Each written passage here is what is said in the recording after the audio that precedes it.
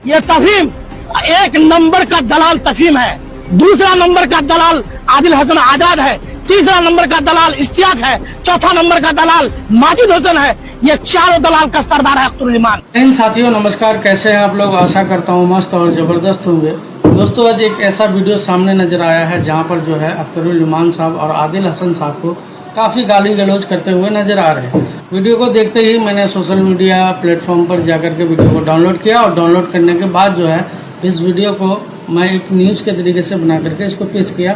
आखिर मामला क्या है, इसके पुष्टिकरण के लिए आप लोग कमेंट में ज़रूर बताएं कि आखिर ये बात सही है या गलत है, क्योंकि सोशल मीडिया में कई दिनों से इस तरह का मामला, जब से टिकट बंटवारा हुआ है, कई दिनों से ऐसा मामला सामने नज़र आ रहा है जहाँ पर जो है लोगों से पैसा ले करके जो है टिकट नहीं दिया जा रहा है। कितना प्रतिशत बात सही है, कितना गलत है, इसका जवाब आप हमें कमेंट में अवश्य दीजिएगा। फिलहाल के लिए वीडियो को देख लेते हैं। ये तफहीम एक नंबर का दलाल तफहीम है, दूसरा नंबर का दलाल आदिल हसन आजाद है, तीसरा नंबर का दलाल इश्तियाक है, चौथा नंबर का दलाल माजिद हुसैन है। ये चारों दलाल का सरदार है अख्तरुल ईमान। ये दो उलमा थे, मुफ्ती अजहर जावेद साहब, सालिम चतुर्वेदी साहब। इन लोगों ने उलमाओं को भी टिकट देने का काम नहीं किया। ये मुसलमानों का रबर नहीं हो सकता है, नहीं हो सकता है, नहीं हो सकता है। अब रही सवाल, मैं खतरुल बैबान से कहना चाहता हूँ, ये कुछ लोग जो पहले कहते थे कि ये खतरुल बैबान तो दिल में चुभती थी, लेकिन आज मैं कह रहा हूँ कि ये खतरुल बैबान सबसे गंदा, सबसे नीचा सोच रखने वाला ये खतरुल बैमान है। और दूसरी बात इसलिए नहीं कह रहा हूँ कि टिकट नहीं मिला, टिकट मिले या ना मिले उसकी बात नहीं है।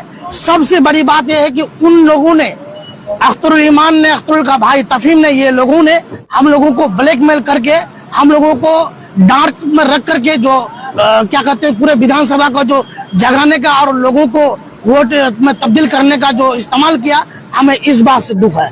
जो हम लोग लगातार 2-3 महीना से 28 तारीख को मास्टर साहब ने जो वहाँ क्या कहते हैं कि सदस्यता ग्रहण किए थे, उसके बाद 1 तारीख से हम दोनों ने निकले थे। इस कारमा को ऐसा लग रहा था कि MIM मर चुका है कोचा धमन में। हम लोग जिंदा रखने के लिए MIM के लिए काम किए थे और किए थे। साइड से चचा जैसे बोले कि हमको अगर इशारा कर देते तो हम इसमें नहीं बढ़ते, लेकिन ये लोगों ने हम लोगों को इस्तेमाल किया है। इसी बात को लेकर के ज्यादा दुख है। बाकी टिकट मिलना न मिलना, तीनों में से किसी एक को तो मिलना ही था, लेकिन सरपरस्ती ये थी कि 2 पुराने साथी हैं, इन दोनों का समझौता भी हुआ था शुरू से लेकर अब तक कि जिनके, ये लोग कहते कि दोनों को बुला लीजिए, जिनके सर पे सेहरा बांध दीजिएगा वही दूल्हा आपका होगा, उसमें कोई गुरेज नहीं थी। लेकिन ये चीज करने से उनको गुरेज वो किया।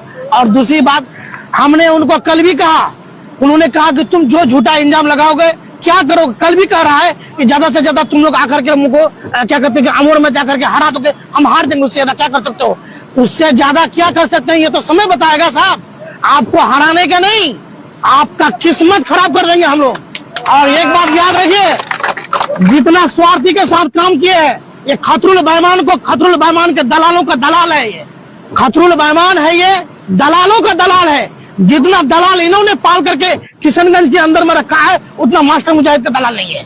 ये जो मास्टर मुजाहिद को कहते हैं कि दलाल है, अरे मास्टर मुजाहिद तो कम से कम लोगों का, गवर्नमेंट का कम से कम बालू माफिया कर करके वो 2 टका कमा रहा था, लेकिन गयूर आवामों को तो नहीं ठग रहा था वो। अरे आपने तो आवामों का खून को चूसने का काम किया है।